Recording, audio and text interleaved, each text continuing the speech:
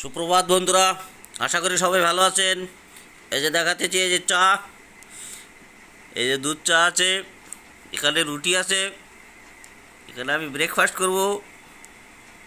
আপনারা সবাই কেমন আছেন অল্প বলিয়ে দেবেন।